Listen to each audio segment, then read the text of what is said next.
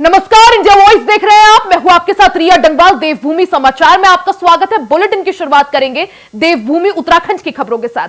खबर देहरादून से है, जहां सीएम पुष्कर सिंह धामी ने सचिवालय में पशुपालन और डेयरी विकास विभाग की समीक्षा बैठक ली। बैठक में पशुपालन को बढ़ावा देने को लेकर चर्चा की गई। बैठक में पशुपालन, डेयरी विकास, मत्स्य और गन्ना मंत्री सौरभ बहुगुणा मौजूद रहे। साथ ही सहकारिता विभाग मंत्री धन सिंह रावत ने भी बैठक में शिरकत की।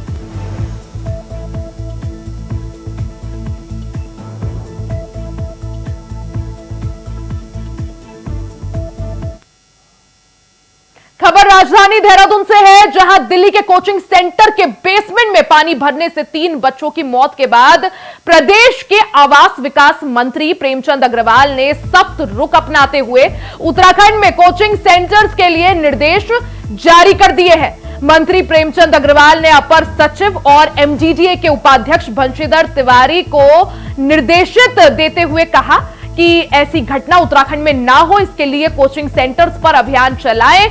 कैबिनेट मंत्री डॉक्टर प्रेमचंद अग्रवाल ने सख्त निर्देश देते हुए कहा कि प्रदेश के कोचिंग सेंटर्स में मानक अनुसार काम नहीं होने पर तत्काल कार्रवाई की जाए। देखिए, ऐसे जो घटनाएं होती हैं, हालांकि बहुत दुखद है। दिल्ली की घटना जिस प्रकार से हुई है, मैं निश्चित रूप से मैं क्या पूरा देश आज उससे हतप्रभ है। ये घटनाएं की पुनरावृत्ति न हो, उसके लिए हमारी सरकार भी लगातार इसमें प्रयास कर रही है। और हम लोग, हालांकि ठीक है, बहुत ज्यादा बड़ी स्थिति में तो हम लोग नहीं है, लेकिन जहां जहां होगा हम उसकी कहीं ना कहीं जांच भी करेंगे और आवश्यकता होगी तो उसकी समीक्षा करने के बाद इस प्रकार का जो कृत्य करेंगे उनके खिलाफ कार्रवाई। खबर देहरादून से है, जहां दिल्ली के कोचिंग सेंटर के बेसमेंट में पानी भरने से 3 बच्चों की मौत के मामले का संज्ञान लेकर उत्तराखंड सरकार ने कोचिंग सेंटर के लिए निर्देश जारी कर दिए हैं। मुख्यमंत्री पुष्कर सिंह धामी और आवास मंत्री डॉक्टर प्रेमचंद अग्रवाल के आदेश के बाद इन पर कार्रवाई शुरू हो गई है। अपर सचिव आवास अतर सिंह और एमजीडीए के उपाध्यक्ष बंशीधर तिवारी को नियमों का पालन न करने वालों के खिलाफ कड़ी कार्रवाई के निर्देश दिए गए हैं। एमजीडीए के उपाध्यक्ष बंशीधर तिवारी ने बताया कि एमजीडीए और पुलिस विभाग ने संयुक्त चेकिंग कार्रवाई शुरू कर दी है। नियमों का पालन न करने वाले कोचिंग सेंटरों को नोटिस जारी कर कार्रवाई की जाएगी।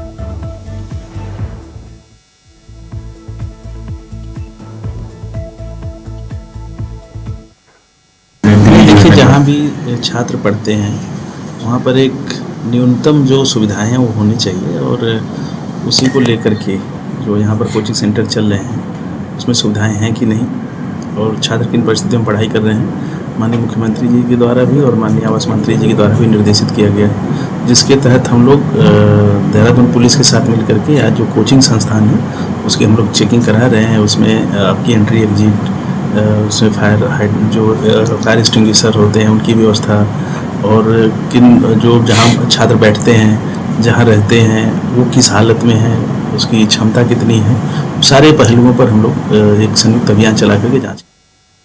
वहीं बायोमेट्रिक के जरिए जीएसटी का रजिस्ट्रेशन करने वाला उत्तराखंड देश का 4था राज्य बन गया है, जबकि उत्तर भारत का पहला राज्य है।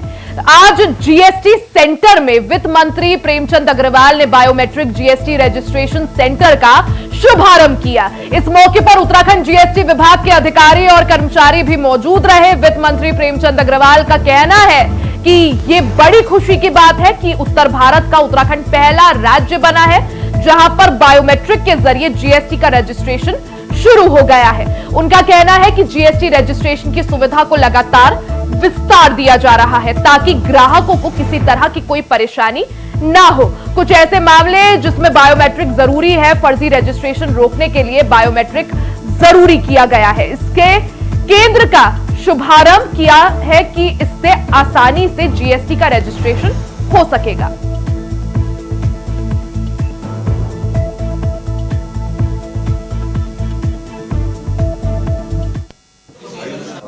देखिए, आप जानते हैं कि जिस प्रकार से हमारा एक छोटा राज्य है और हम लोग लगातार माननीय मुख्यमंत्री जी के मार्गदर्शन में नित्य कोई नवाचार करने का हम प्रयास करते हैं। तभी हमारे यहाँ जीएसटी कलेक्शन बढ़ने की भी संभावना रहती है। और आज उसी कड़ी में हमने बायोमेट्रिक ऑथेंटिकेशन प्रणाली को आज शुरू किया है।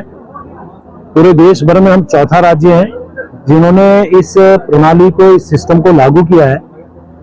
हमारे से पहले गुजरात, पुडुचेरी और आंध्र प्रदेश में लागू हुआ था और उत्तर भारत में हम पहले राज्य हैं जिसने ये नवाचार प्रारंभ किया है।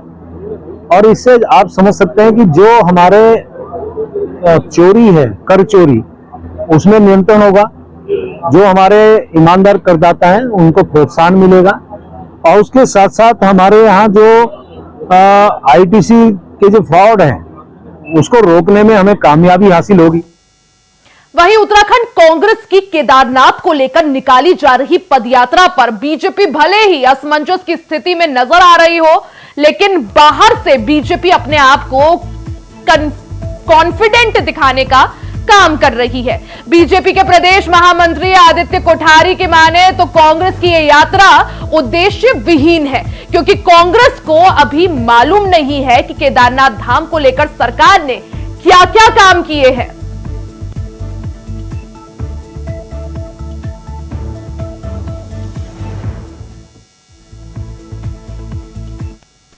नहीं, ऐसी कोई बात नहीं है, क्योंकि मैं तो ये समझ नहीं पा रहा हूं कि कांग्रेस ये यात्रा क्यों कर रही है। क्योंकि कांग्रेस, मैंने पहले भी कहा है कि उनकी देवी देवताओं पर कोई आस्था नहीं है और उन्होंने हमेशा जो है सनातन को समाप्त करने का काम किया है। वो लगातार, उनके जो बड़े नेता हैं वो ये कहते हैं कि सनातन को हमें खत्म करना ही हमारा लक्ष्य है। उन्होंने कभी भी भगवान राम के अस्तित्व को स्वीकार नहीं किया। सुप्रीम कोर्ट में भी उन्होंने हल्फनामा लिख करके दिया कि राम एक काल्पनिक पात्र है। तो मैं समझता हूँ जो सनातन को खत्म करने में लगे हुए हैं, हमारे आराध्य भगवान श्री राम के अस्तित्व को नकारने में लगे हुए हैं, वो भगवान केदारनाथ के, भगवान बद्रीनाथ जी के अस्तित्व को कब से मानने लगे। कांग्रेस ये जो कर रही है केवल और केवल ये चुनाव प्रोपेगेंडा है। केदारनाथ में विधानसभा का चुनाव होना है, इसलिए वो केवल अपनी राजनीति चमकाने के लिए। खबर राजधानी देहरादून से है, जहां प्रदेश में हर साल वन अग्नि की घटनाओं से सैकड़ों हेक्टेयर जंगल जलकर तबाह हो जाते हैं। वन विभाग की तमाम कोशिशों के बावजूद इस वन अग्नि के सामने विफल नजर आती है। इसको लेकर अब वन विभाग वन अग्नि के कारणों की गहनता से जांच कर रहा है, जिसमें बीते 3 सालों में वन अग्नि की जिन क्षेत्रों से ज्यादा घटनाएं सामने आई है उनको चिन्हित किया जाएगा, जिसको लेकर अपर प्रमुख वन संरक्षक निशांत वर्मा ने कहा कि इनकी GIS मैपिंग की जाएगी और देखा जाएगा कि वन अग्नि को और प्रभावी ढंग से किस तरह नियंत्रित किया जाए।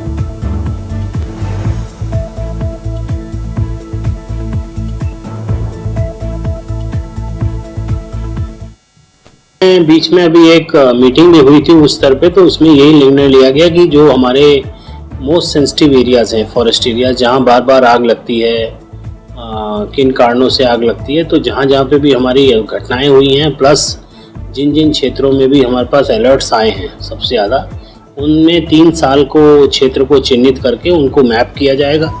GIS प्लेटफॉर्म पे उसकी जो है मैपिंग की जाएगी और फिर उन जो संवेदनशील क्षेत्र हैं उनमें क्या विशेष व्यवस्था हमें करनी होगी, चाहे वो संसाधनों को जुटाने के लिए व्यवस्था है या अतिरिक्त ह्यूमन रिसोर्स उपलब्ध कराने के लिए व्यवस्था है, या किस प्रकार से हम उसमें जो है नियंत्रण की कार्रवाई करेंगे, कंट्रोल बर्निंग वगैरह करेंगे, लोगों को जागरूक करेंगे। तो उसकी एक फिर जो है कार्रवाई में उन क्षेत्रों को जो है वरीयता देते हुए उनमें जो है ये कार्रवाई नियंत्रण की जो है अभी शुरू की जा रही है। तो इस तरह की हम प्लानिंग कर रहे हैं और 3 साल के क्षेत्र आंकड़ों के हिसाब से जो संवेदनशील क्षेत्र हैं उनको मैपिंग करने का काम किया जा रहा है। खबर रुड़की से है, जहां कावड़ मेले में अब डाक कावड़ आने शुरू हो गए हैं। वहीं पुलिस प्रशासन भी अलर्ट मोड में है और डाक कावड़ियों को मंगलौर बाईपास से निकाल रहे हैं। हाईवे पर ड्रोन कैमरों से भी नजर रखी जा रही है ताकि कोई हुड़दंग ना मचा सके। साथ ही पुलिस प्रशासन ने भी डीजे वाली कावड़ को पहले नारसन बॉर्डर से पार करवा दिया ताकि कहीं भी जाम की स्थिति ना बन जाए। पुलिस प्रशासन भी लगातार कावड़ यात्रा को शांतिपूर्ण संपन्न कराने में जुटी हुई है।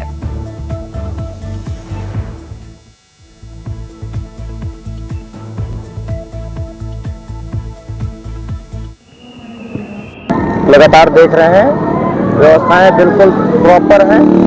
पर्याप्त पुलिस बल तैनात किए गए हैं, जगह जगह मोबाइल पार्टियां तैनात की गई हैं, उन्हें वाहन उपलब्ध कराए गए हैं ताकि वो लगातार गतिशील रह के जहाँ पर भी किसी तरह का कोई ब्लॉकेज बन रहा है या कंजेशन की स्थिति है ट्रैफिक में, उसको क्लियर कराएं ताकि यातायात सुचारू रूप से चल सके और शिव भक्त भोले अपने कांवड़ यात्रा को सरल, सुरक्षित, सुगम एवं सकुशल संपन्न कर सकें। लगातार लगभग 400 सीसीटीवी कैमरों और ड्रोन कैमरों के माध्यम से इस पूरी कांवड़ यात्रा को पर निगरानी रखी जा रही है ताकि कहीं पर भी किसी भी तरह की कोई भी अप्रिय स्थिति उत्पन्न न हो सके और ये पूरी यात्रा सभी के लिए सुगम, सुरक्षित और सकुशल संपन्न हो सके। ये ट्रैफिक की तरफ से 4 ड्रोन उपलब्ध कराए गए हैं और अन्य प्राइवेट वेंडर्स की तरफ से भी ड्रोन हायर किए गए हैं। लगभग सभी थाना क्षेत्रों में, कोतवालियों में ड्रोन कैमरों का इस्तेमाल किया जा रहा है ताकि सभी जगह पर इस ड्रोन कैमरे के इस्तेमाल से,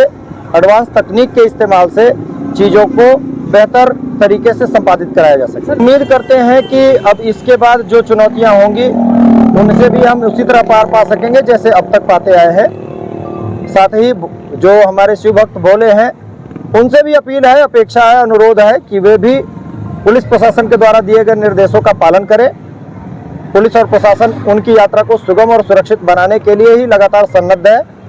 उनके प्रयासों में सहयोग करें और खुद भी नियम कानूनों का पालन करते हुए अपनी यात्रा संपन्न करें। आस्था भाव से आएं और हमारी सेवा का लाभ उठाएं और सुरक्षित अपनी यात्रा संपन्न करें। जहां कांवड़ यात्रा का अंतिम चरण चल रहा है, वहीं रुड़की प्रशासन के लिए भी चुनौतियां बनी हुई हैं। आखिरी पड़ाव में चलने वाली डाक कांवड़ को लेकर इस समय हाईवे डाइवर्जन हुआ है। दिल्ली रुड़की के NG 58 हाईवे पर हर तरफ डाक कांवड़ियों की लंबी लंबी कतार दिखाई दे रही है। किस तरह का माहौल है और क्या कुछ व्यवस्थाएं प्रशासन द्वारा की गई हैं,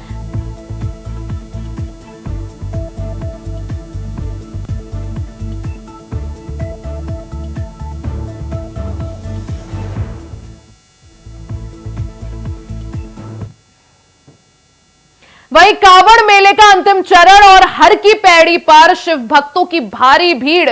हर की पैड़ी के गंगा घाट पर हर तरफ बम बम भोले के जयकारे सुनाई दे रहे हैं। कांवड़ में लेकर अंतिम पड़ाव में हर की पैड़ी पर किस तरह का माहौल है, इसका जायजा लिया इंडिया वॉइस के संवाददाता विकास चौहान ने। अपने अंतिम चरण में है और इस समय डाक कांवड़ का जोर है। मेरे पीछे आप हर की पैड़ी पर देख सकते हैं कि लाखों की संख्या में जो डाक कांवड़ी हैं वो यहाँ से जल भरकर ही अपने अपने गंतव्य की ओर यहाँ से निकल रहे हैं। लगातार जिस तरह से अगर हम बात कर रहे थे, अगर हम पार्किंग की बात करें तो पार्किंग इस समय पूरी तरह से फुल हो चुकी हैं और साथ ही साथ हाईवे पर जिस तरह से लगातार जो डाक कांवड़ है उनका हजूम देखा जा सकता है और हर की पैड़ी पर आप इस समय देख सकते हैं कि लाखों की संख्या में यहाँ पर पैर रखने तक की यहाँ पर कह सकते हैं जगह नहीं है और हर तरफ डाक कांवड़ इस समय यहाँ पर दिखाई दे रही है। कांवड़िए लगातार यहाँ से जल भरकर यहाँ से अपने शिवालयों की ओर यहाँ से रवाना हो रहे हैं। और अगर जिला प्रशासन की बात करें तो बिल्कुल डाक कांवड़ के लिए विशेष तौर पर रूट डाइवर्जन के प्लान यहाँ पर लागू किए गए हैं, जिसके चलते जो नेशनल हाईवे है उसको भी यहाँ पर बंद किया गया है ताकि डाक कांवड़ उस पर सुचारू रूप से चल सके। विकास चौहान, इंडिया वॉइस। कांवड़ मेले का आखिरी चरण और हरिद्वार प्रशासन के लिए चुनौती भरे लम्हे देखने को मिल रहे हैं। आखिरी मेले के आखिरी पड़ाव में चलने वाली डाक कांवड़ को लेकर इस समय हाईवे फटा हुआ है। दिल्ली हरिद्वार हाईवे पर हर तरफ डाक कांवड़ियों की भीड़ दिखाई दे रही है, जिसका जायजा लिया हमारे संवाददाता विकास चौहान ने। कांवड़ मेले का अंतिम चरण अब शुरू हो चुका है और बिल्कुल कह सकते हैं जो अगले 24 घंटे हैं वो कहीं ना कहीं पुलिस प्रशासन के लिए बिल्कुल चुनौतीपूर्ण है। जिस तरह से जो रेला यहाँ पर आप देख सकते हैं, ये नेशनल हाईवे है, देहरादून दिल्ली नेशनल हाईवे है, जहाँ पर हर तरफ कांवड़ ही कांवड़ के जो डाक कांवड़ के श्रद्धालु हरिद्वार पहुँच रहे हैं वो यहाँ पर दिखाई दे सकते हैं। क्योंकि जिस तरह से जो अगले कह सकते हैं 24 घंटे हैं वो केवल और केवल डाक कांवड़ के लिए ही यहाँ पर है। जिस तरह से नेशनल हाईवे को डाक कांवड़ के लिए पूरी तरह से खाली रखा गया था वो यहाँ पर सिद्ध होता दिखाई दे रहा है, क्योंकि जिस तरह से डाक कांवड़ का जो रेला यहाँ पर इस समय दिखाई दे रहा है वो यही बात कर सकता है कि जिस तरह से नेशनल हाईवे को यहाँ खाली किया गया वो बिल्कुल सही फैसला था। और इस समय चारों तरफ हरिद्वार की बात करेंगे तो चारों तरफ डाक कावड़ की गाड़ियाँ और जो श्रद्धालु हैं वो यहाँ पर दिखाई दे रहे हैं। हरिद्वार से विकास चौहान, इंडिया वाइज। खबर देहरादून से है, जहां प्रदेश में पिछले कई दिनों से जमकर बारिश हो रही है, जिसको लेकर तमाम जगह सड़कें टूटने और जल भराव जैसी समस्याएं निकलकर सामने आ रही है। वहीं मौसम विभाग ने एक बार फिर से 48 घंटे के लिए अलर्ट जारी किया है। मौसम विभाग के मुताबिक आने वाले 48 घंटे में भारी से भारी बारिश हो सकती है, जिसको लेकर देहरादून, टिहरी, चंपावत, उधम सिंह नगर, हरिद्वार जिलों में ऑरेंज अलर्ट जारी किया गया है। साथ ही मौसम विभाग के निदेशक विक्रम सिंह का यह भी कहना है कि इस ऑरेंज अलर्ट को लेकर अगले 48 घंटे के लिए रेड अलर्ट में बदल दिया जाएगा।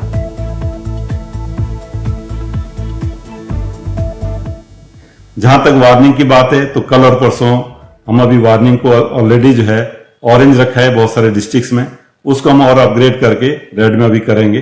तो जो ज्यादा प्रभावित होने वाले डिस्ट्रिक्ट है, जनपद है, उनमें देहरादून, टिहरी, पौड़ी, नैनीताल, चंपावत, उधम सिंह नगर और हरिद्वार डिस्ट्रिक्ट है।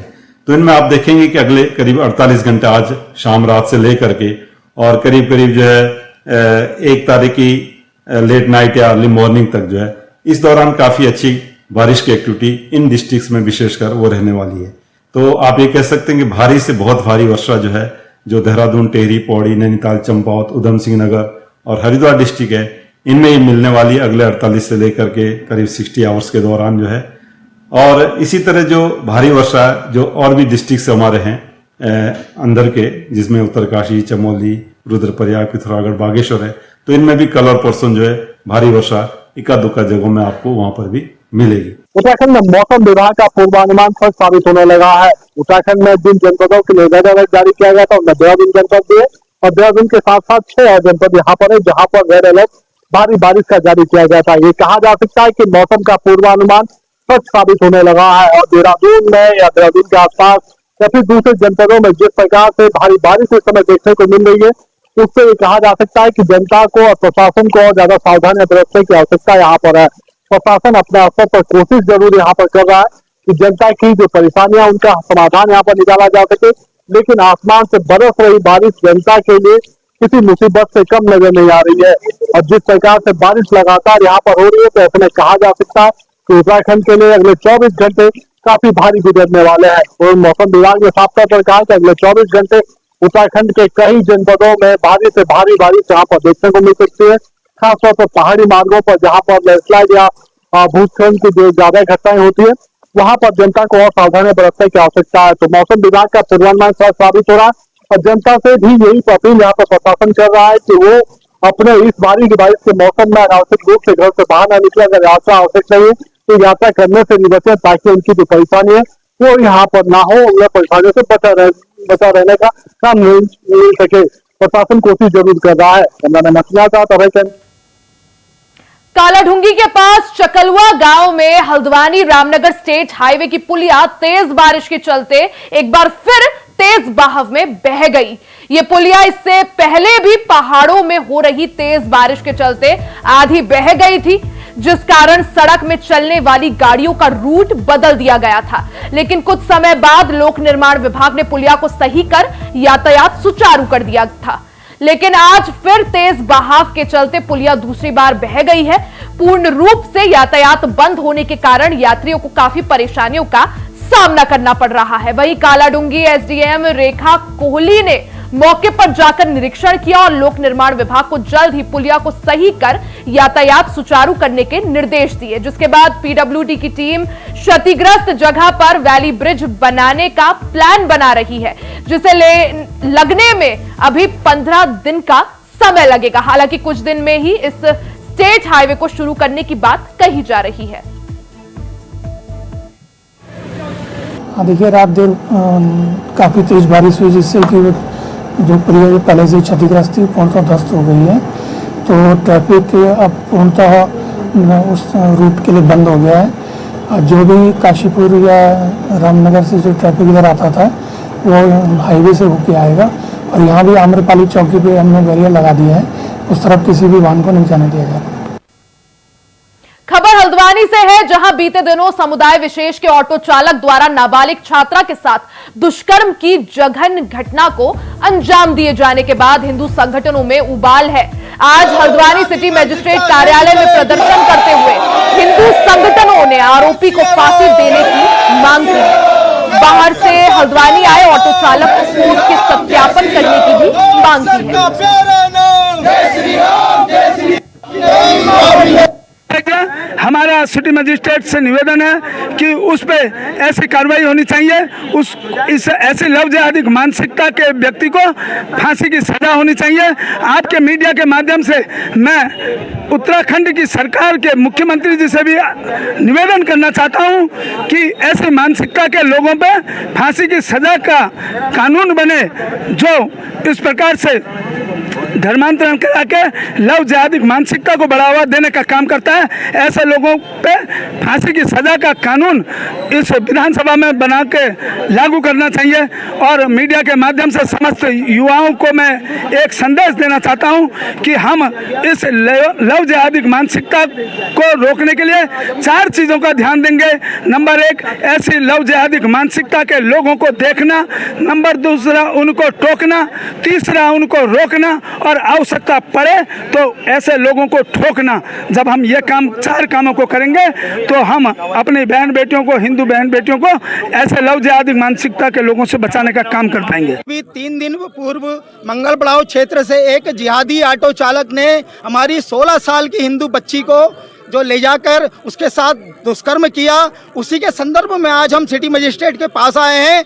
इस जिहादी को सबसे पहले तो कोर्ट के माध्यम से फांसी हो, उसके बाद हल्द्वानी में, बनपुरपुरा में जितने भी मुस्लिम समाज के लोग रह रहे हैं इन सब के सत्यापन हो, और जो भी ये बरेली रोड में, नैनीताल रोड में जो ये ऑटो चालक चल रहे हैं इन सब के डीएल की जांच हो, इनके परमिट की जांच हो, क्योंकि अधिकतर सारे बाहर से आए हुए हैं और यह हमारी बहन बेटियों की ताक में लगे पड़े हैं। क्योंकि देखिए, सबसे बड़ा दुर्भाग्य भी यह है कि हिंदू समाज जो इनको अपनी दुकान मकान दे रहा है और अगल बगल हम लोगों ने इन राक्षसों को पाल रखा है। आने वाले समय पे अगर कोई ऐसी विकट परिस्थिति आती है तो ये कोई पाकिस्तान से या अन्य दूर से नहीं आएंगे, अगल बगल से निकल के हम पे हमला करेंगे। इसलिए इसी संदर्भ में आज हम सिटी मजिस्ट्रेट के पास आए हैं। अगर प्रशासन इस पे गंभीरता से कार्रवाई नहीं करता है तो गौरक्षक और संपूर्ण हिंदू समाज अपनी बहन बेटी की रक्षा सुरक्षा के लिए तत्पर है। उसके लिए अगर हमें सड़क पे उतरना पड़े हम सड़क पे उतरेंगे, इन जिहादियों को मारना पड़े इनको जिहादी को मारेंगे भी। देवभूमि समाचार में फिलहाल के लिए सिर्फ इतना ही। खबरों का सिलसिला जारी रहेगा, बने रहे हमारे साथ।